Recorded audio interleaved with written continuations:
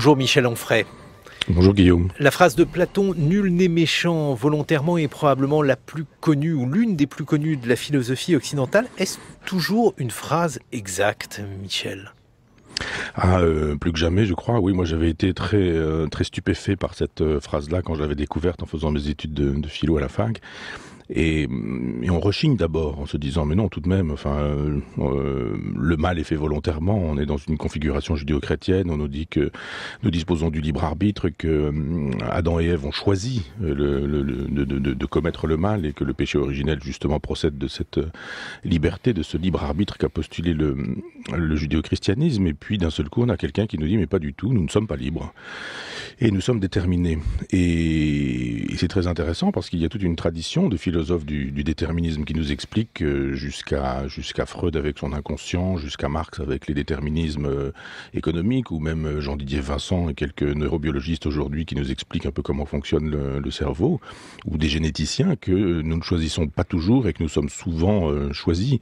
Donc dans cette configuration-là, évidemment, on ne choisit ni de faire le bien volontairement, ni de faire le mal volontairement. C'est-à-dire, on n'est pas plus susceptible d'être décoré de la Légion d'honneur que d'être envoyé en prison. Il y a un beau texte de Freud qui répond à un juriste qui dit « Mais je découvre un peu votre histoire d'inconscient, là, et si vraiment l'inconscient existe, alors les délinquants ne sont pas responsables, ils ne sont pas coupables. » Et Freud répond effectivement qu'il y a, comme on pourrait dire, des circonstances atténuantes. Et pendant très longtemps, et heureusement que la gauche est encore sur ce terrain-là valide et vaillante. Pendant très longtemps, la gauche nous disait mais si on retrouve quelqu'un à la barre d'un tribunal, il faut expliquer pourquoi il a commis tel ou tel délit. On ne naît pas pédophile, on le devient. Il y a une configuration particulière, une configuration d'enfance, une configuration sociologique, une configuration psychique, psychologique, enfin toutes choses qui font qu'un jour on se retrouve à la barre des accusés et on peut expliquer pourquoi on est devenu ce qu'on est devenu. Alors, et expliquer, c'est comprendre, et comprendre, c'est pas justifier pour autant, bien sûr,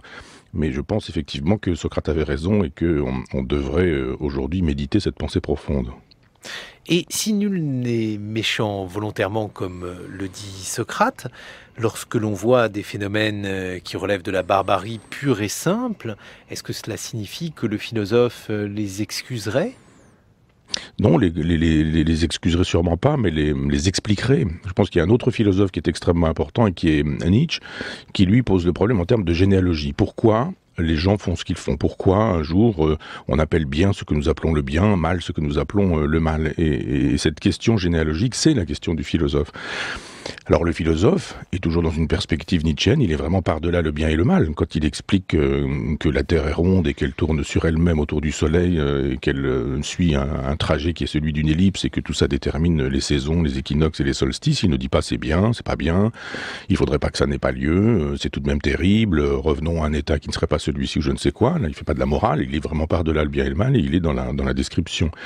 Sur le concept de barbarie, il faudrait s'entendre, c'est-à-dire les Français aussi ont été barbares, enfin tous les peuples l'ont été à un moment donné, puisque ils ont souvent commis des crimes à l'endroit d'autres peuples. On appelle barbare ce qui n'est pas de notre fait, dit Montaigne, il n'a pas toujours tort.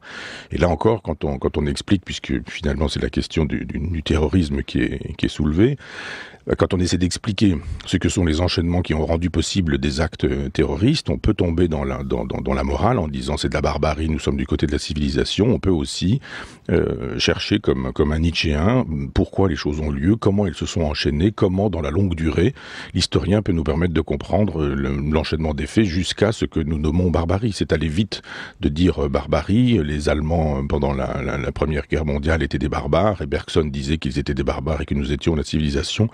Je pense que c'est le degré zéro de la pensée, c'est un premier degré de la morale, mais c'est sûrement pas le degré de la pensée. Et le dernier mot qui pose problème, Michel Onfray, c'est évidemment le mot volontairement. Cela signifie-t-il qu'on est finalement involontairement méchant à chaque fois ? Si on ne choisit rien, on ne choisit ni le bien ni le mal. Et donc effectivement, il y a quelque chose qui en nous veut à notre place. Quand on dit je veux, Freud nous dit c'est l'inconscient qui veut. Marx nous dit ce sont les déterminismes sociaux qui veulent. D'autres nous disent la droite par exemple, c'est la génétique qui veut. Et ça a longtemps opposé la droite. Il y a une espèce de déterminisme génétique et il faut mettre les gens en prison, on ne peut rien faire contre ça. Et puis la gauche qui nous disait mais non, on est déterminé, il y a des circonstances atténuantes, on peut expliquer, ça n'est pas pour autant justifié, mais du moins on rentre dans l'humanité des gens. Merci beaucoup Michel Onfray.